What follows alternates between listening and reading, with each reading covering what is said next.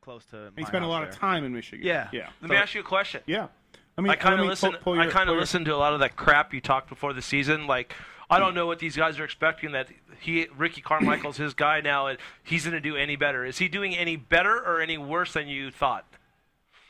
Because you said he's in that next group. If you want to look at the points, you got Ryan Villapoto leading. Mm-hmm. You got Davey Millsaps.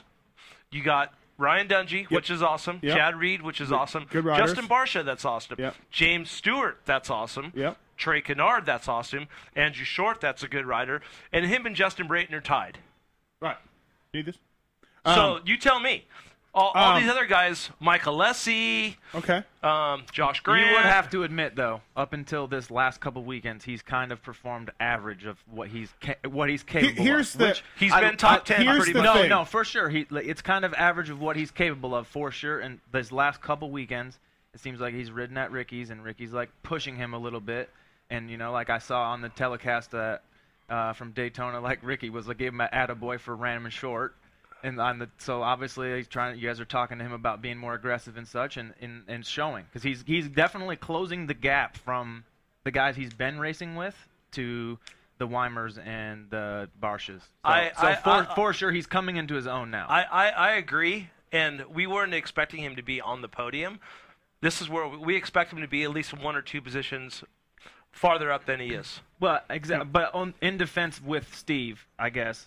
Why are you taking? Hold on. No, that's when you come onto your guys' team, and Carmichael has a stake in the team, and knowing how intense he is, and knowing kind of like, you know, Tickle, he's the guy who thanked his dog, maybe a little sensitive, so maybe it doesn't really like it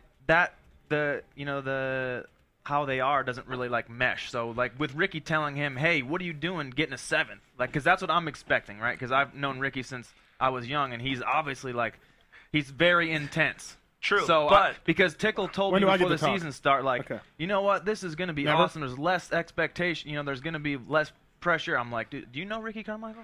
Like, but the thing is, Ricky Carmichael's not that gnarly really on him. He drops little things on him, but Ricky isn't like.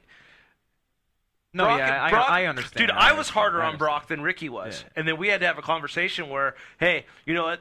Why don't you back off and let me do what I'm? And I said, fine, because I was being a little too harsh on Broc, and I was like that time up. Producer, get cut loose. You know, you got to figure it out. Clippy.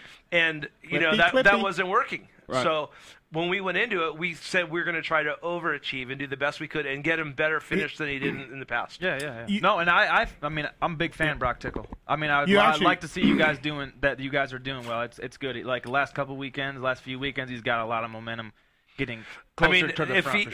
If he starts decent in the main, I think he has a little bit better finish. But I mean, you can't start and catch those guys. Yeah, so. I mean, but I've seen some races at the beginning where he got a great start. He did. San Diego was his only race he got a good start, and he did go backwards there. First of all, Wygant's the one that's really been being more critical of Broc because he spoke to Ricky before the season, and Ricky said that he thought Broc could step it up a lot. It's going to be better bike, better team.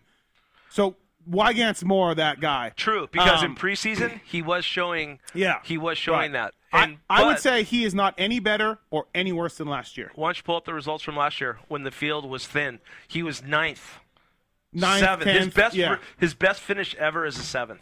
And he's got an 8th this year, twice. Yeah. With the field stacked. So I'm not a genius. But that's pretty. Somebody get that drop. Someone get that drop. That's an improvement in my eyes. Right. If you're a Broc Tickle fan, San Diego had to bum you out for sure. He got a good start and he got nervous. He was like, "Holy shit!" No, it was like you said, the first time he got a good start this year. So I mean, it happens. Talking to the pro circuit guys. Of course. Well, I mean, I talk to everybody in the pits. Oh, you do? Yeah. Talking to the pro circuit guys. Oh, he'll talk to the people that'll talk to him. Yeah, that's everyone according to him. He said I could walk into any truck. I can. I could talk to anybody, but 3 or 4 guys. Yeah. Everyone else, I have. This is the guy that told me that he changed the rule from Supercross class to the 450 class. Oh, I never said that. Oh, you did? I didn't say I changed it. I got a text. You said you had input. I got a text from Prater that said we were going to change it earlier, but you kept bitching about it. So we left it. We left it longer. Did quit it? I'll show you. Oh, you saved it? No, it's just I don't text Prater very often, so it's probably there. It's right there on the wall. Yeah. Yeah, I framed it. I framed it. I am the best. Talking to the Pro Circuit guys, they said that there was a lot of talk by us idiots that Broc's on a better bike, better team. Not by you guys, but by people in the media. And they were like, our bike was fucking bitching. Aaron Johnson was like, our bike was awesome. And Mitch was like, we put a lot of work into that. You know, we treated Broc like he was a 250F guy. You know what I mean? They went full out for him. So they didn't understand all the people saying, oh, Ricky, bike, dedicated team, he should be better. I'm not buying that. Okay. I know those guys have a good Right. program, and I think it was a learning stage for Broc. I think he had a lot to learn last year. I mean, yeah, people have to understand that he didn't even know he was racing that bike, the 450 class, until like a month before. So I think he had to grow up in the class. As a sidebar, Thank you for bringing him. I always like the fact that Watson has his dudes' backs so hard. We showed up here. We didn't have one word to say about Broc Tickle.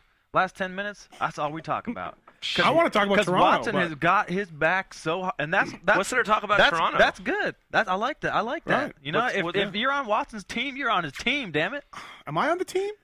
I mean, you're out right now. I don't think so. I thought I was.